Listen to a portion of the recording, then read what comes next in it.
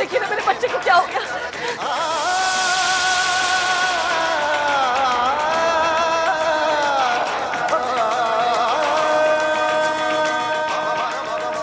ये सब किसने किया?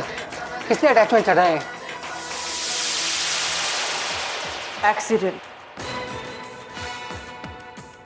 एक्सीडेंटली हाथ लग गया और ये निकल गया। नो मिसेस लांबा, ये सब कुछ एक्सीडेंटली नहीं हो सकता।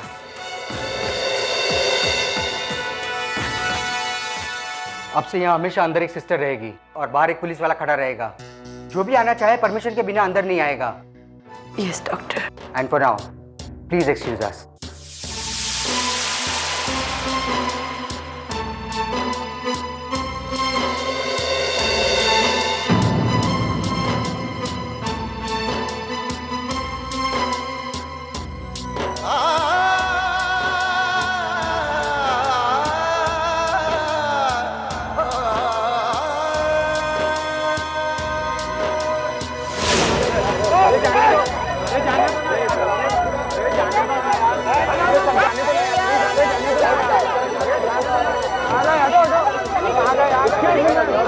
क्या हुआ ऋषभ लांबा को? आप लोगों ने छुट्टी क्यों शादी हुई है मैम? मीडिया से आप लोग कतरा क्यों नहीं है? प्लीज मैम हमारे सवालों के जवाब दिए। Please please ma'am, please please ma'am, please ma'am.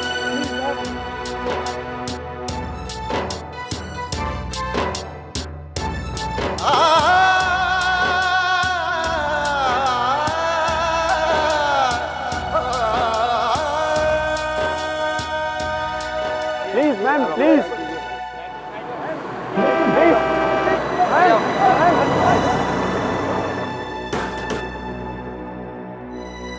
अब यह किसी को बुरा लगे या भला, I don't care a dam. मैं होम मिनिस्टर और हेल्थ मिनिस्टर से डिस्कस कर चुका हूं। जहां पर यह वारदात हुई उस रिजॉर्ट के मालिक मिस्टर दारंग से बात कर चुका हूं कि ऋषभ लांबा के केस को लेकर मीडिया या पब्लिक किसी को कुछ पता नहीं चलना चाहिए।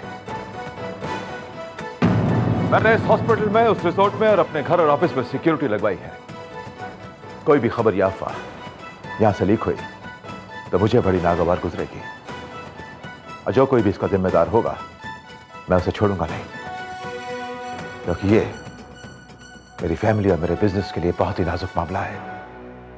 जो कोई भी मेरे परिवार के मान के साथ खिलवाड़ करेगा मैं बर्दाश्त नहीं करूंगा। Got it?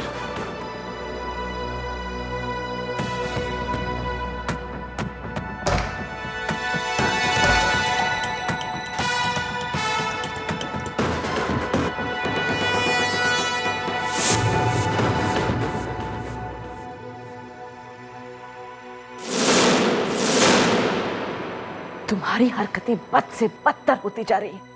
ऋषभ ने तुम्हारे सारे कुकर्मों को माफ करके तुम्हें इस घर में रखा। अब तुम किस जन्म का बदला ले रही हो हमसे? बताऊं किस जन्म का बदला ले रही हूं? बताऊं? सवाल तब करिएगा जब मेरे जवाब पर यकीन करें। ठीक है, बोलो। जब मैंने आपसे ये कहा कि ये बच्चा ऋषभ का है, तब तो आपने यकीन नहीं किया। जब मैंने आपसे ये कहा कि कुणाल और मेरे बीच में कोई पाप नहीं है, तब भी आपने यकीन नहीं किया। पर आज अगर मैं आपसे ये कहूं कि आपके बेटे ऋषभ लांबा ने मेरी और मेरे बच्चे की जान लेने की कोशिश की, तब आप मुझ पर यकीन करेंगी? अगर मैं आपसे ये कहूं कि आपका बेटा हैवान है, तो आप मुझ पर यकीन करेंगी? यकीन करेंगी अगर मैं आपसे ये कहूं कि अगर आपका ऋषभ जिंदा बच भी गया तो मैं उसे फिर से मारने की कोशिश करूंगी। सच के गाल पर आप जो बार बार थप्पड़ मार रही है ना, ये उसी का नतीजा है जो ऋषभ लांबा आज हॉस्पिटल में एडमिट है। इसकी जिम्मेदार आप भी हैं और डैड भी है। जिस सच पर आप सबसे ज्यादा यकीन करती हैं ना, आज वही सच ऑक्सीजन मास्क पहने हॉस्पिटल में लेटा है। और उसी सच को ग्लूकोज चढ़ाया जा रहा है मम्मी जी।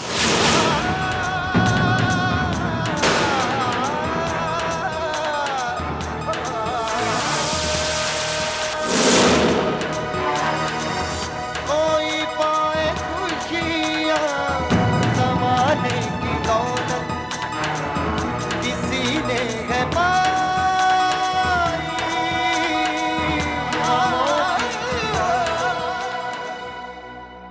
हेलो वकील साहब, राहुल के बेल का क्या हुआ? ठीक है, आप पेपर्स रेडी रखिए, मैं आपको पिकअप करने के लिए आती हूँ। जी।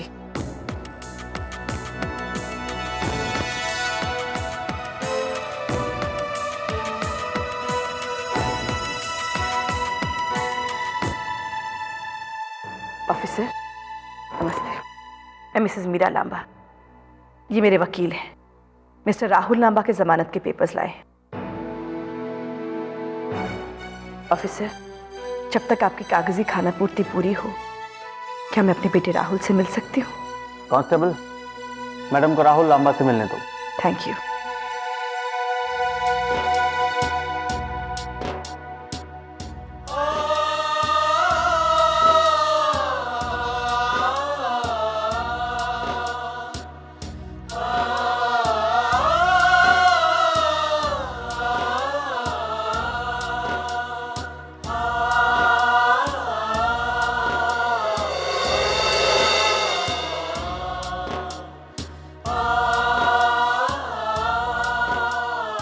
फोन तो कर दिया होता, पुलिस तुम्हें यहां ले आई है। बुरा लगा बेटा, पुलिस वालों से पता चला कि तुम हिरासत में हो। चलिए, गनीमत है आपको अपने बड़े बेटे से फुर्सत तो मिली, जो मेरे बारे में भी सोच लिया।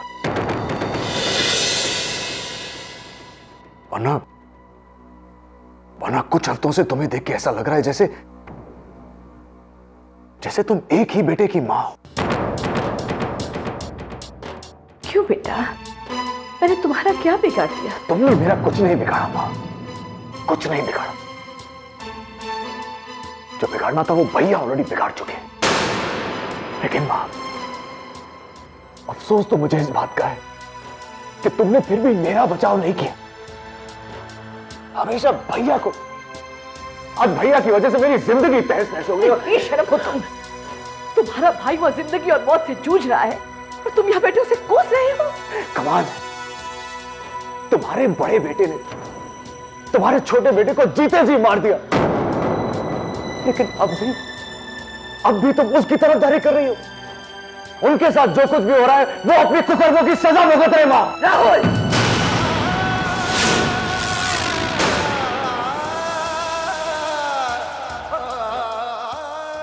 मैं सच बोल रहा हूं मां। औरों की बेशर्मी आपको फट से नजर आ जाती है, लेकिन भैया की बदनीयती, उनकी बदचलनी आजकल आपको नजर ही नहीं आती। और आज जो कुछ भी हो रहा है ना, वो आपके इसी अंधेपन का नतीजा है। जिनकी सोबत में तुम रह रहे हो ना, ये उनकी भाषा है। दुश्मन की बोली बोलने लगे हो, करबंदा हो गए हो तुम बेशरम। मां,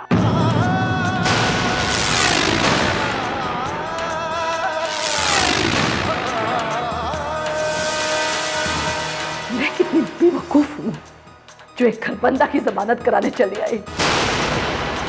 लानत है मुझ पर।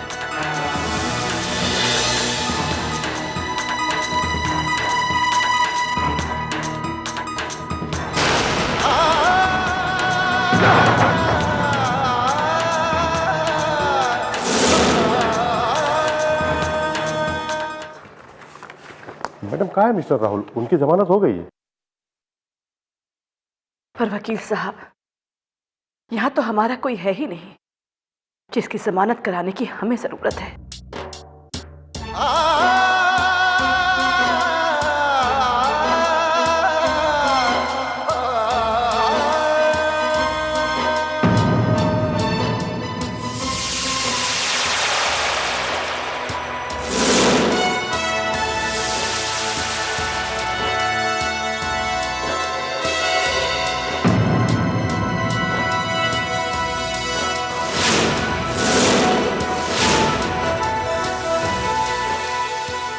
जेठ जी की तरफदारी में कितने अपनों की कुर्बानी चढ़ाएंगे आप।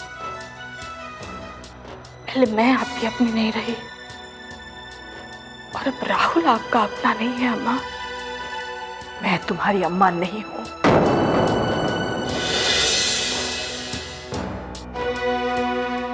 रिश्ते जबान के मोहताज नहीं होते हैं, कहने से बनते नहीं और ना कहने से मिटते नहीं। आप मुझे अपनी बेटी मत मानिए, अम्मा तो आप मेरी रहेंगी और मैं आपकी बेटी। अगर तुम्हारी बात वाकई सच होती तो मुझे तुम्हारी आवाज में, राहुल की आवाज में ऋषभ की हालत को लेकर थोड़ा दर्द महसूस होता। मेरा बेटा आईसीयू में है, उस पर किसी ने गोली चलाई है। गोली किसने चलाई इसका पता लगाना तो पुलिस वालों का काम है अम्मा। लेकिन माफ कीजिएगा, जेठ जी की ये जो हालत है उसके लिए सजा तो आपको ही मिलनी चाहिए। प्रियंका, जब से ये प्रियंका उस घर में ब्याह कर गई थी तभी से देखा है कि जेठ जी किसी और से नहीं डरते, सिर्फ आपसे डरते हैं। उन पर आपका अंकुश रहता था, तब तो कहीं आप एक कान से मेरी और राहुल की बात सुन लिया करती थी, पर आजकल तो आप दोनों कानों से सिर्फ जेठ जी की ही बातें सुनती हैं। तो डॉक्टर्स हॉस्पिटल में जेठ जी का जो इलाज कर रहे हैं उनका इलाज वो नहीं, उनका इलाज सिर्फ आपका अंकुश है अम्मा।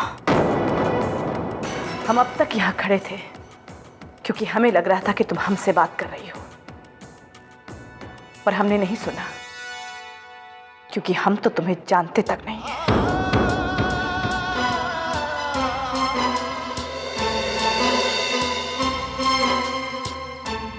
चलिए वकील साहब।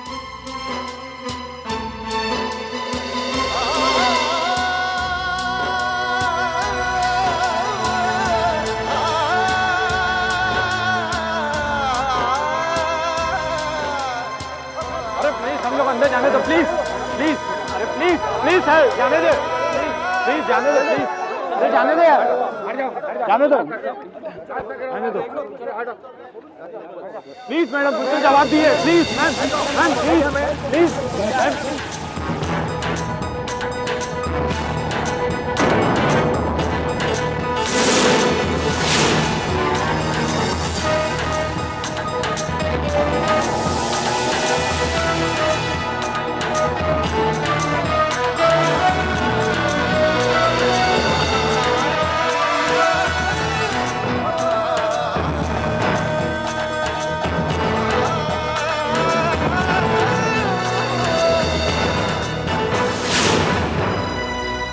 ऋषभ कैसा है?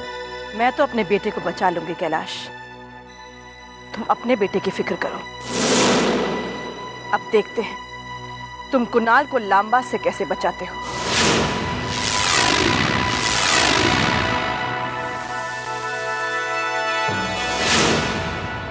मैं तुम्हारी चुनौती स्वीकार।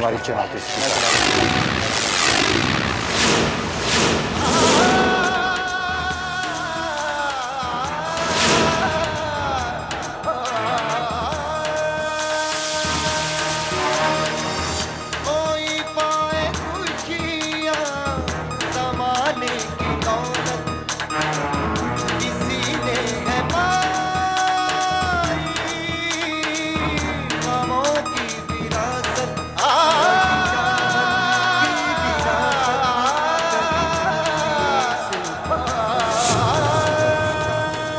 ये रहे राहुल लांबा, प्रियंका लांबा और कुणाल खरबंदा के बेल के पेपर्स। कुणाल खरबंदा की जमानत कैसे हो सकती है कमिश्नर साहब? उसने मेरे बेटे की जान लेने की कोशिश की है और आप ये आप कह रहे हैं? अरे कानून को भी तो नजर आना चाहिए मिसेस लांबा। हमने कुणाल खरबंदा को गिरफ्तार किया था, पर उसके खिलाफ ना कोई सबूत मिला और ना कोई ऐसा गवाह। पर उसके पास से पिस्तौल तो मिली थी ना? गोली उस पिस्तौल से नहीं चली थी। ये कुणाल खरबंदा की लाइसेंस पिस्टल है। कमिश्नर साहब, मिस्टर रमन लांबा की होम मिनिस्टर साहब से बात हुई थी और उन्होंने आश्वासन दिया था कि पुलिस डिपार्टमेंट हमारी हर तरह से मदद करेगा। आई एम श्योर मिनिस्टर साहब का मदद से ये मतलब नहीं था कि किसी बेगुनाह को गुनाहगार साबित कर दिया जाए, और वो भी एक ऐसा बेगुनाह जो एक जिम्मेदार सरकारी नौकरशाह है। अरे आप कानून पर कुणाल खरबंदा को गुनहगार साबित कर दीजिए, हम उसे गिरफ्तार कर लेंगे। तो ठीक है, अगली बार मैं एक मां की नहीं, कानून की भाषा में बात करूंगी।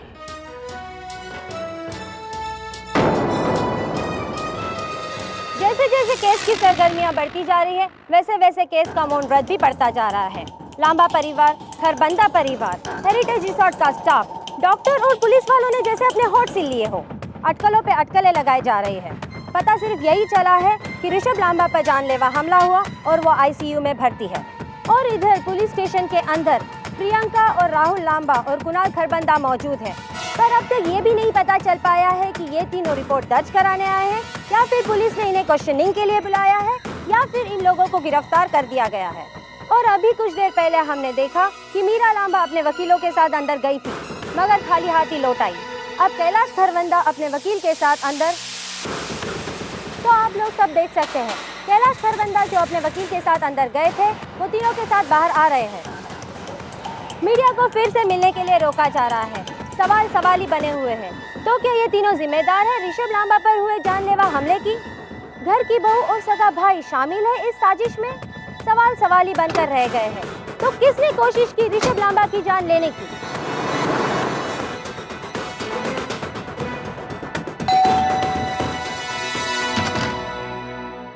साहब के लिए टिफिन लगाओ, हॉस्पिटल लेकर जाना है। आपका खाना लगा दूं? नहीं, मेरा जी नहीं कर रहा। एक मिनट, बड़ी बहू ने खाना खाया? हमने बहुत कहा खा के जाइए, पर वो बिना खाए चली गई। कहाँ चली गई? कुछ बताकर नहीं गई? नहीं।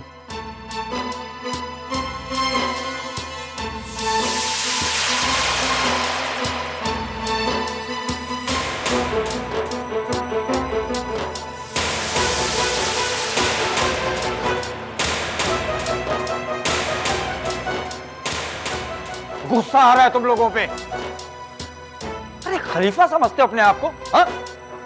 मर्डर का केस है, खून का, हंसी मजाक नहीं है। पूरी जिंदगियां बर्बाद हो सकती हैं तुम लोगों की। क्या उठपटांग बचकाने बयान दे रहे हो तुम पुलिस के सामने? अरे खुद अपने आप को बचाने के बजाय एक दूसरे को बचा रहे हो बस। बाबूजी, हम तीनों नहीं जानते थे कि हम तीनों वहां मौजूद हैं। वो तो जब उस औरत की चीख सुनाई दी और इतनी भगदड़ मची वहां पर, तब हम तीनों का सामना हुआ। पहली बात हम तीनों के दिलों में ये आई कि हम तीनों में से किसी एक ने ऋषभ लांबा पर वार कर दिया है। और बाबूजी, इसीलिए हम तीनों को लगा कि हमें एक दूसरे को बचाना होगा। ये जो तुम एक दूसरे के लिए शहीद हो रहे हो ना, इसमें तुम तीनों ही फंस जाते। पुलिस वाले ये भी तो साबित कर सकते हैं कि तुम तीनों इस साजिश में शामिल हो। लेकिन बाबूजी, अब जब हम तीनों पर यह साबित हो गया है कि जेठ जी पर वो गोली हम में से किसी ने नहीं चलाई है, तो सोचने वाली बात यह है कि आखिर वो गोली चलाई किसने? हम तीनों के अलावा और कौन हो सकता है जो जेठ जी पर ऐसा जानलेवा हमला करेगा? मुंबई बम कांड के आरोपियों में से एक आरोपी को आज मेरी समझ में तो ये बात, काफी सब्र करने के बाद आज जाकर मीडिया को ऋषभ लांबा पर हुए जानलेवा हमले के बारे में जानकारी मिली। पुलिस जो इस केस को लेकर अब तक चुप्पी साधे हुई थी, बेबस होकर देखते रह गई जब ऋषभ लांबा पर गोली चलाने वाले शख्स ने खुद ठीक पुलिस स्टेशन के सामने मीडिया के भीड़ के बीच अपना गुनाह कबूल किया। कहिए, आप क्या कहना चाहती हैं?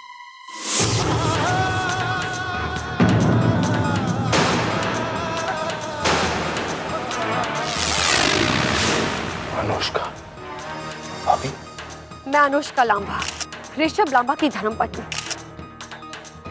मैं अपने इस मंगलसूत्र पर हाथ रखकर कसम खाती हूँ कि मैं जो कहूंगी सच कहूंगी और सच के सिवा कुछ नहीं कहूंगी।